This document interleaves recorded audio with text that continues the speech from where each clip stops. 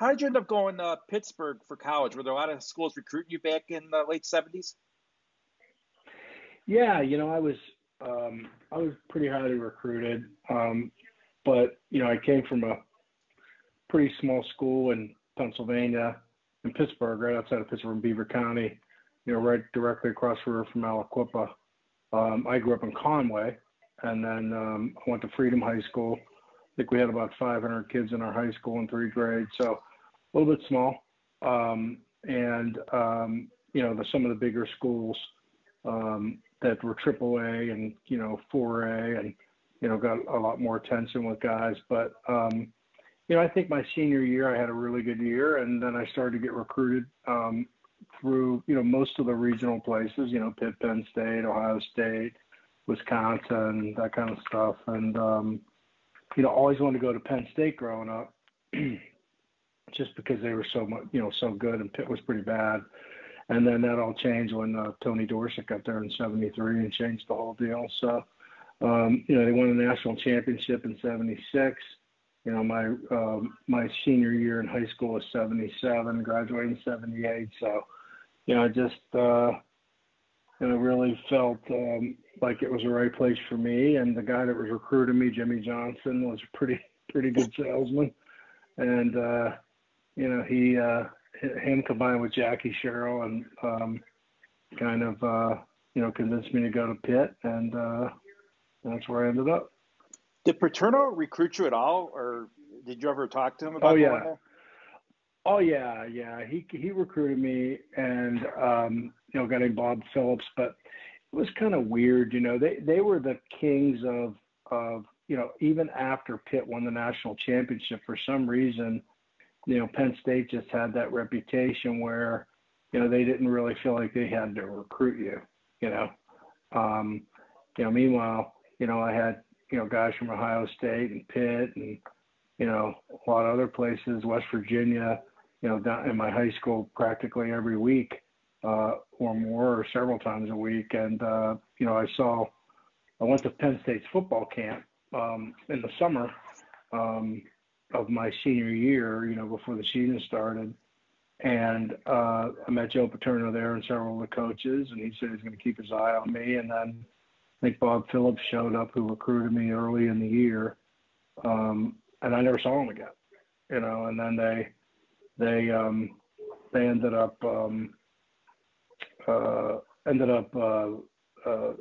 sending me a letter halfway through the season, my senior year, saying, we're offering you a scholarship. Still didn't hear from them. So my last visit was to Penn State. It was scheduled, and my 5th visit was to Pitt, and I took the visit and just fell in love with the place and, wanted to go there. So I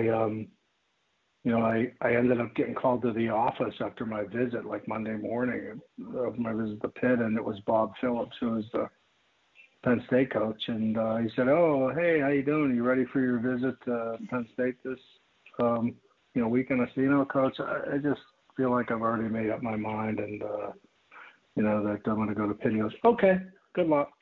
I was like, "Great, well, that was pretty easy. I'm glad. I wish they were all like that, And then that night, I got a call from Joe Paterno, he talked to me for, I don't know how long, probably 25, 30 minutes on the phone, and just tried to convince me to go to Penn State. But, by that time, the horse already left the barn. I was already committed and felt strongly about Pitt, and, they just never recruited me. And I just felt like, they recruited me, but they didn't. I just felt like they thought like, they're Penn State and they don't really have to recruit you very hard, where other schools, I think felt differently. And that's when I ended up at Pitt. They did the same thing that Tony Dorsett said. He said he never even talked to Paterno.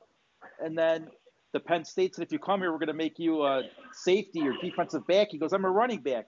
They go, yeah, we got too many.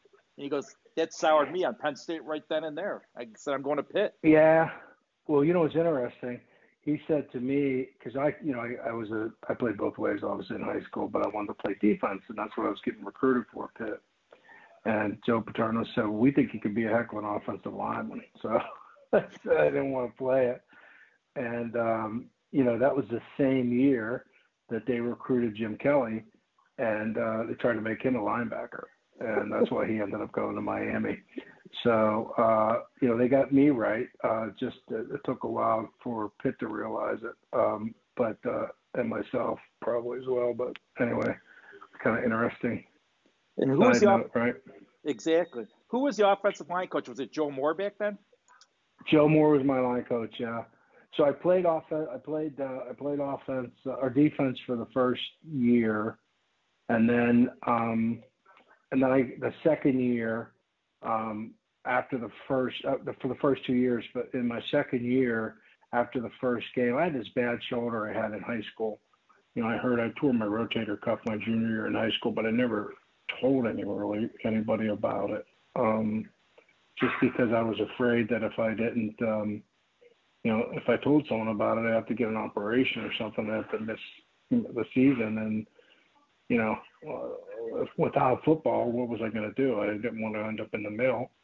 And, so I just kind of hit it for 2 years. And then I got my freshman year at Pitt, and it kind of was getting worse. And then finally it just got, bad. And I after that first game, my second year, once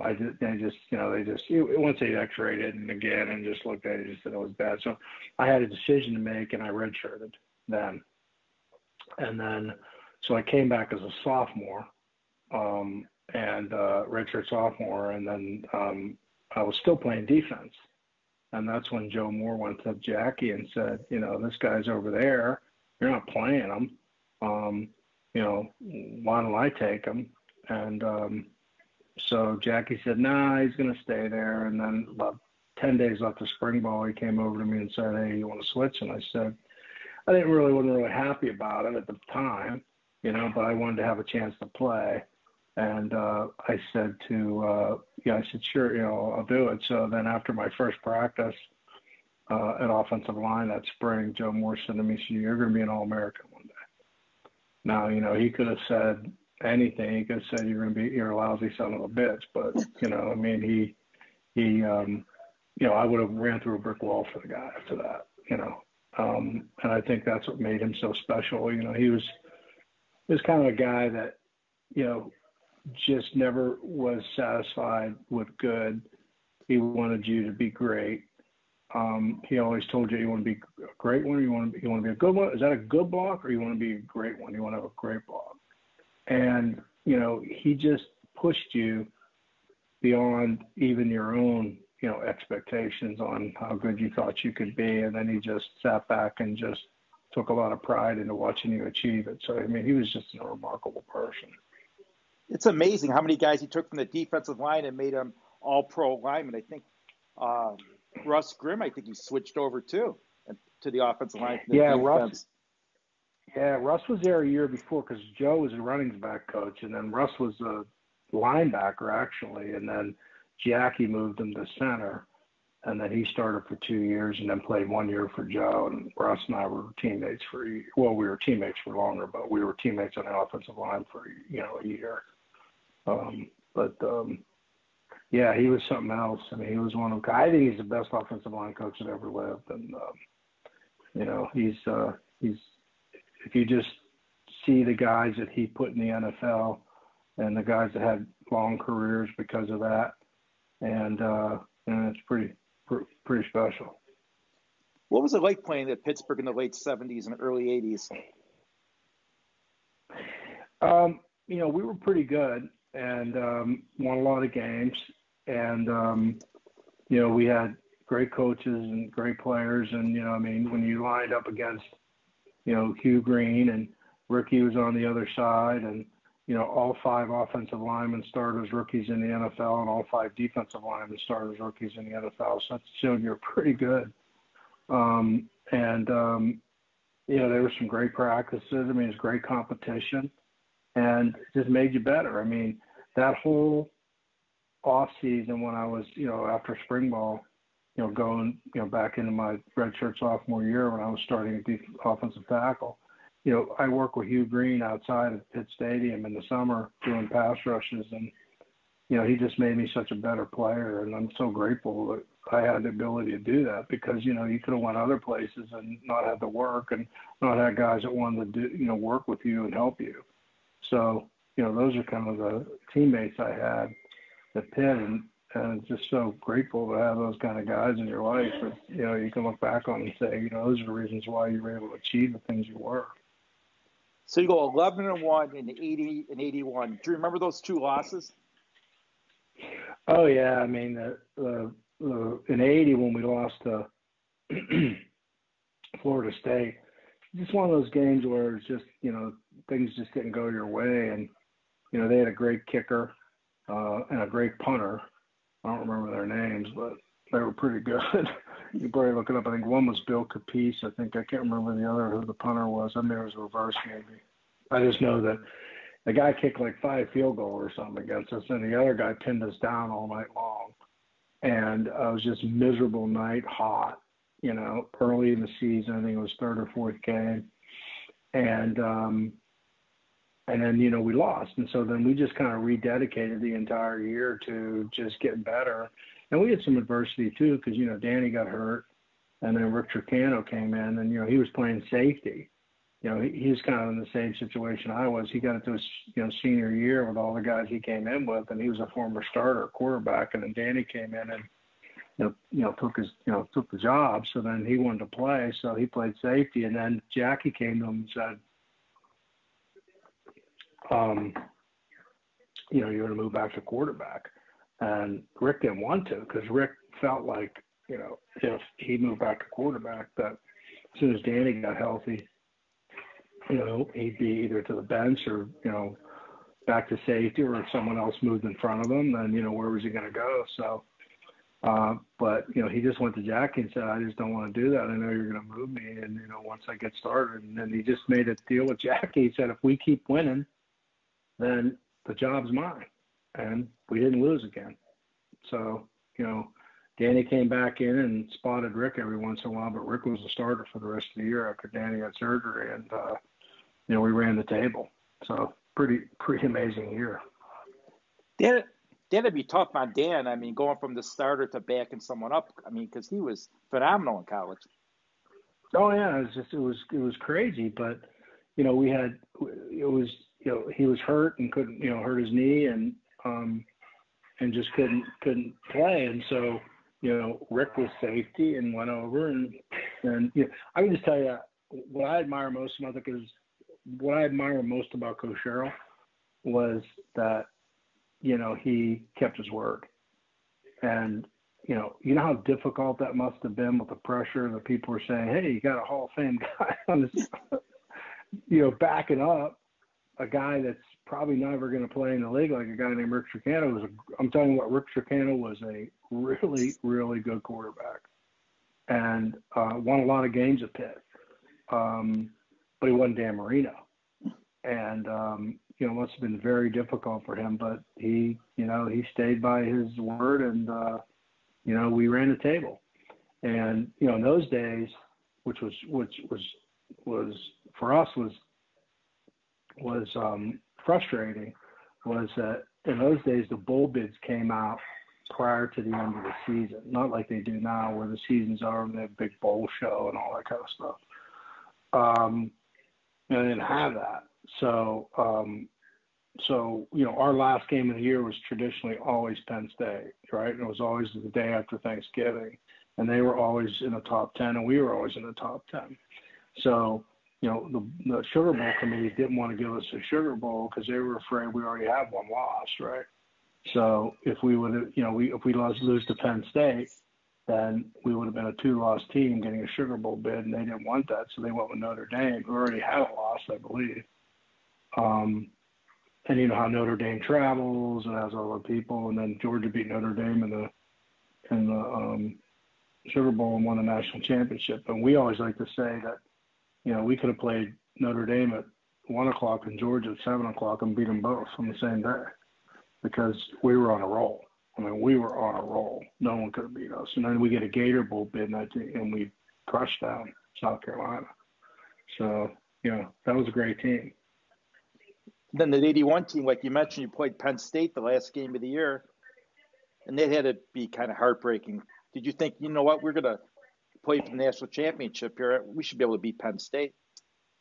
Oh yeah, absolutely. We just played a bad game, and they had our number that day, and we win that game, we win the national championship. If we'd have beat Georgia, obviously.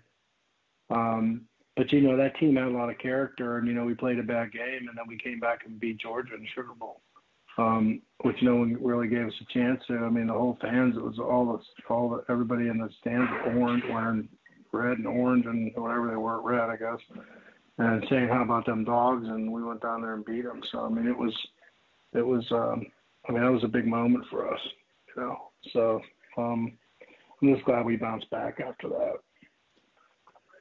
What was Dan Marino like playing with in college?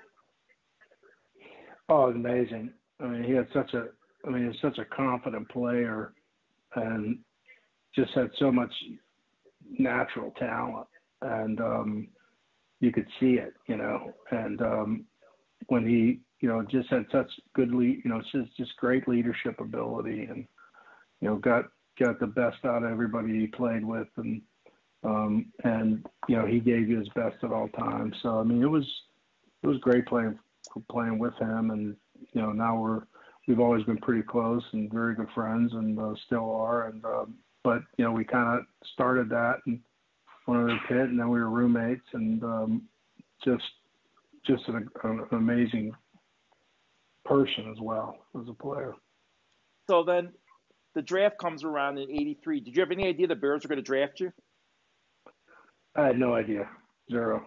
I talked to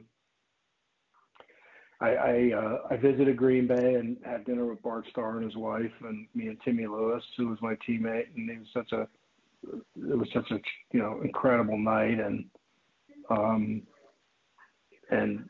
just get a chance to meet with Bart Starr, and he told me that if I was available, whoever was available, either me or Timmy, they were going to draft us, and then draft either one of us, whoever was available, and then I talked to Bill Parcells, and he's like, "We're going to draft you. We're looking for an offensive lineman." And Kansas City, Houston, and Mike Holovac was the general manager. I talked to him. They were going to draft. They said they were going to draft me, but I had no idea the Bears were going to draft me. And I know they were looking for an offensive tackle, but when the whole Elway thing went down, and then kind of reshuffled the deck a little bit, and then Denver drafted Chris Hinton, that changed everything. And then I went 2 picks later, or 3 picks later. No, 2. I think Hinton was 4th, I think, or 5th. I can't remember. I was a 6th pick. So so it just changed everything.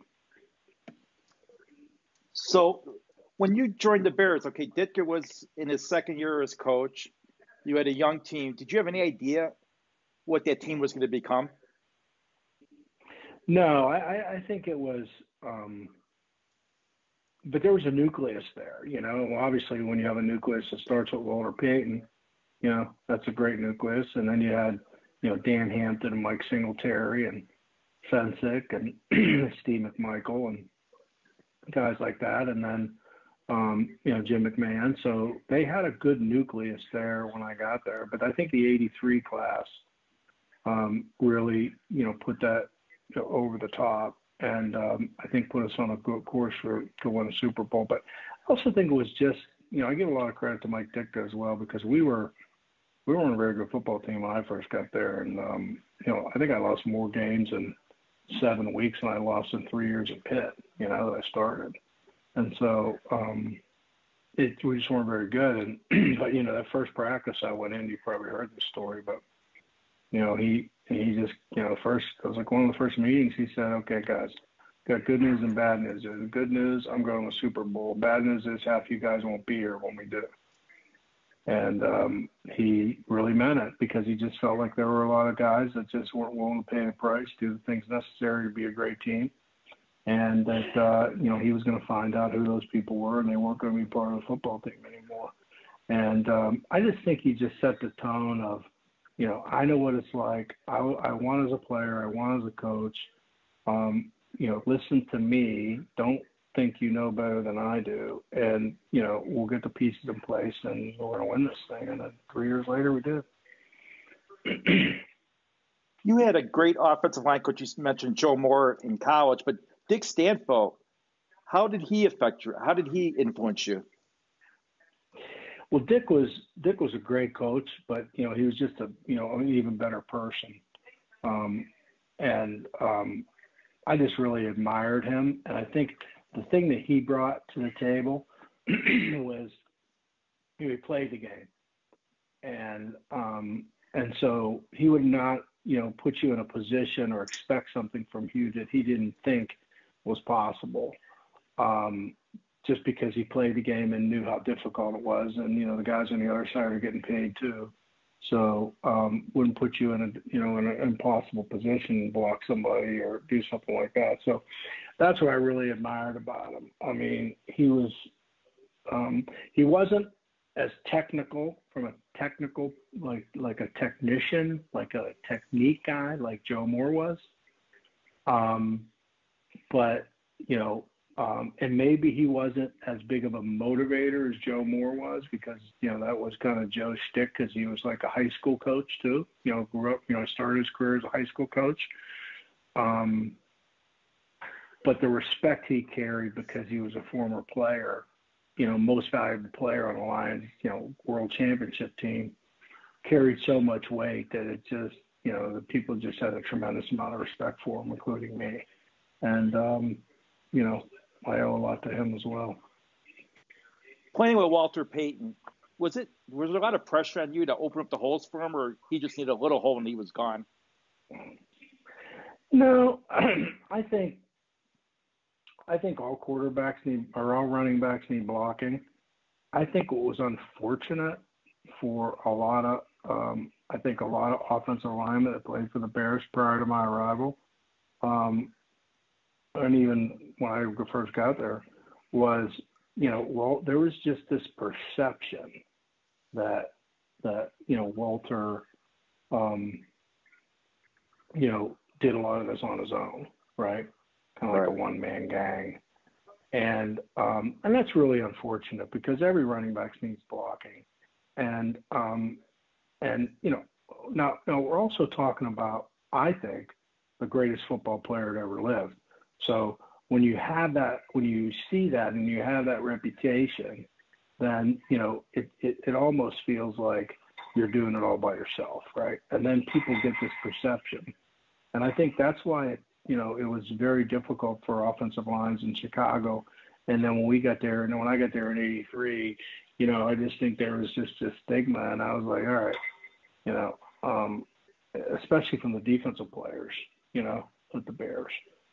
And I don't think the offensive linemen got the respect that they should have got. And, I could see it when I first got there in my first, couple days of practice. And, it was foreign to me, because when I was at Pitt, the offensive line, like, we controlled practice tempo, like we were the ones that did that. Where there was completely different, opposite. So, you can imagine the kind of tussles I got in there every day, just showing people that, you might be pushing people around before, but you're not going to push me around. And I think that, I just wanted to make sure that they understood that was how it was going to be, and there was going to be respect coming from both sides. And I think you had to earn it, and that's what I tried to do. Were the practices harder than the games because you're going against your defensive line? Oh yeah, I played against, Richard Dent every day in practice, and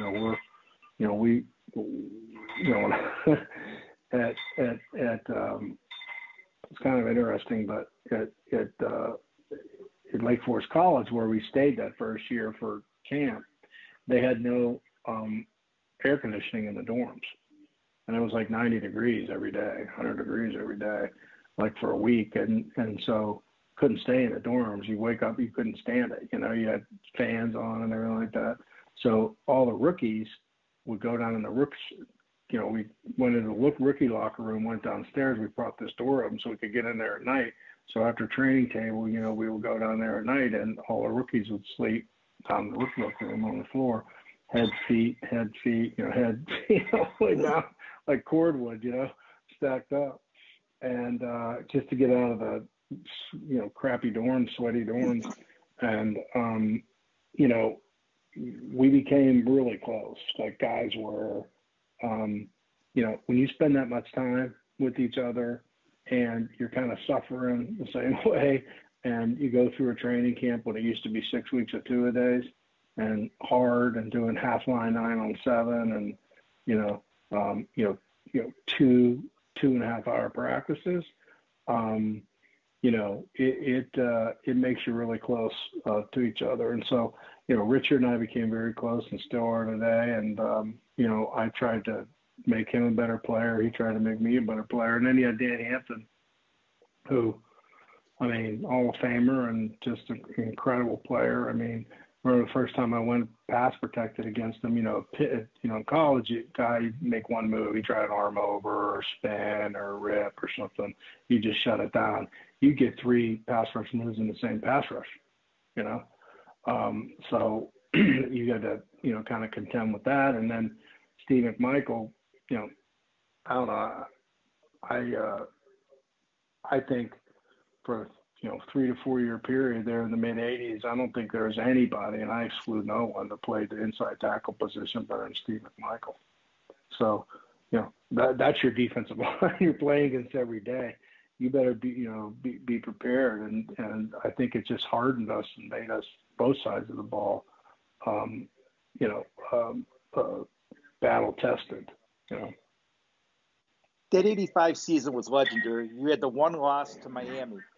Do you ever tell Marino, you know what, we made one mistake in the 83 draft. If we would have drafted you instead of Willie Gault, we would have went undefeated?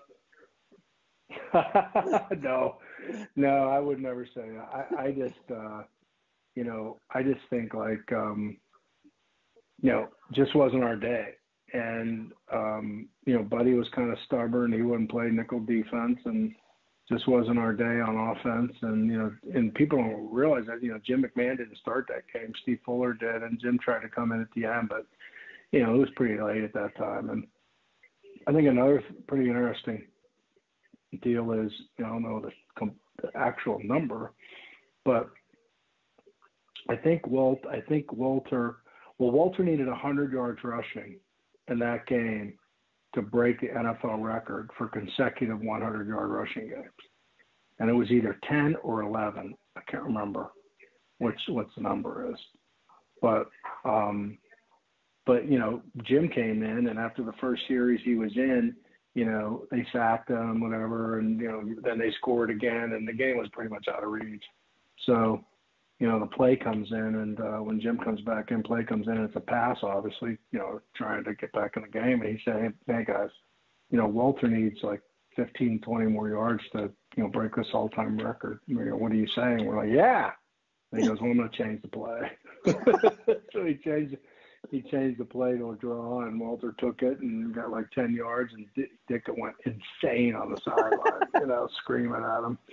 And then in comes another pass play, and Jim changed it again, So he changed like 3 plays for Walter to get his, break his 100-yard record, which I thought was pretty cool. So it wasn't all lost, and, we ended up, running the table after that. But I always told Danny, I wish we would have played him in the, in the Super Bowl. That would have been one hell of a game, but, they couldn't get past New England. Raymond Berry said that he knew they had no shot against you in that Super Bowl because he said, I had just taken over that team. I couldn't get the defense installed. He said, I couldn't get the offense installed. We needed to beat that defense. He said, we had no shot in that Super Bowl. Yeah, well, he was clear. And our offense played really well that game. People don't go back and look at that game and look how well our offense played. Look how well Jim McMahon played. And obviously our defense controlled the tempo, but, I think we scored on almost every possession. I think we only had 2 punts or something like that. So, it was a very definite team effort. Yeah, Richard Dent was the MVP of that Super Bowl, but it was almost like the NFL was kind of punishing Jim McMahon for wearing the headband and stuff, and there was no way they were going to let him be the MVP. Well, I think just because our defense was, so dominant all year, it was definitely going to be a defensive player, no doubt about it. Unless our defense laid a complete egg and it was like, 35-34 game and we win or something, there was definitely going to be a defensive player. So, but, Jim had a great game. I mean, if you're talking about co-MVP, I mean, he scored twice, did a phenomenal job. Their game plan was to stop Walter Payton, and they did, but they couldn't stop everybody else. Jim scored twice. Matsui scored. I mean, it was a definite team effort. Did you guys realize during the game that Peyton hadn't scored a touchdown? No, you know what? People ask me that all the time. I didn't even think about it, and I don't think it never even crossed my mind. Maybe it should have, and I don't think it crossed Mac's mind either because he changed the plays all the time. So, I just think, if Walter would have just mentioned it, talked to us that was so important to him and said something to us, Mac would have changed the play and, we gave it to him every time. But he didn't, because that was the way Walter was. And then afterwards he was so upset about it. And everybody felt bad. And I know especially Coach Dicka felt bad. So, you can't fix it, but, I wish he would have just said something. Who was the toughest guy you would have to go against during games? Well, I think the best guy I ever played against is Leroy Selman. That's who I think. He's just had a combination, of just great strength, great quickness, great speed, and was pretty special player. Plus, he was like the Terminator. He didn't say anything. He just lined up and tried to kick your ass. I mean, that's what he did, and he was pretty good at it. And so I think he was the best guy I ever played against. And, I'm pretty proud of the fact that, I think it was, my third game I played against him. I think it was the second game of my second year against them. I graded out like 97%. I was so thrilled with that because if you can grade out like that with Leroy Selman, that's pretty good. But I was focused, and we had a good game plan, and they weren't very good, and I think we beat them probably by 35 points or something. So not really fair to Leroy because you're putting him in those positions where you're running the ball all the time. But I was pretty happy with it. Do you think that you should have won more Super Bowls than just the one, or what was meant to be was meant to be? People ask me that. I just think that if we could have kept our quarterback healthy, David, we could have won more Super Bowls. We just couldn't keep our quarterback healthy, and that was the key. You could slice it, dice it, say anything you want, but in '86, we were 14-2. We were a 50-yard field goal from the Rams beat us at Soldier Field from being 15-1 2 years in a row with a quarterback that played half the games. So, and then in '84, when Mac got hurt, I believe in '84, if Mac could have came back at the end of the season, I believe, when he got hurt against the Raiders and he was kidding, but if he could have came back and played that game, I think we could have beat San Francisco. It was only like 9-0 or 6-0 at halftime. The things he made happen were incredible. And, he just couldn't stay healthy, and that's the reason why. And we just couldn't find anybody else to play that position at that level. You mentioned the '84 Raider game. I was there. That was probably the most violent game I ever saw. You guys went through how many quarterbacks, and the Raiders were down to Ray Guy almost playing quarterback. Yeah. It was a hard-hitting game, and especially for me, I was so fired up for that game because in '83, we played the Raiders in exhibition game, and I got thrown out of the game because of a fight with Lyle Zato. So that's the only game I ever got thrown out of. it was preseason, all this, but I was fired up for that game, fired up, and I had a good game, and we ended up winning it. So, but unfortunately, Mac got hurt, and that kind of took the wind out of our sails for a couple of weeks. But we got it back together and ended up getting to the championship game, and that was a total team effort as well that year. So. You went to multiple Pro Bowls, was all pro, and then you got injured. Do you think that if you hadn't gotten injured, you would have gotten the Hall of Fame a lot sooner? I don't know. I mean, maybe, maybe not. It's just it's a funny thing, honors and everything like that is just a quirky thing, especially for offensive linemen trying to get in. It's not like a receiver where, you could say you got so many catches and so many yards, or a running back so many yards. I mean, if you lead the league in rushing and you have the most yards, you're probably going to be a Pro Bowl, right? Pro Bowler. It's hard to do that as an offensive lineman. In '84, I probably had the best year in 1984 that I ever had as a pro. I was elected team captain. Walter broke the NFL rushing record.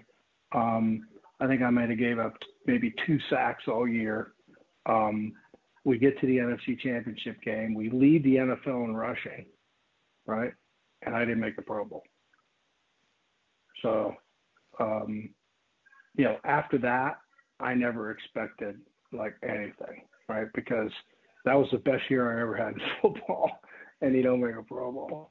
So you just, it's a quirky, funky kind of a thing, and you just do. And then same thing with the injuries, I mean, I was never the same player after I came back after my back surgery, because I got hurt in '88 in training camp. I came back 6 weeks later, played a game, had to take myself out. I went on IR. And it's the worst thing I've ever did for my career because I was never the same player, because I ended up playing, we got to the NFC Championship game and got beat by San Francisco.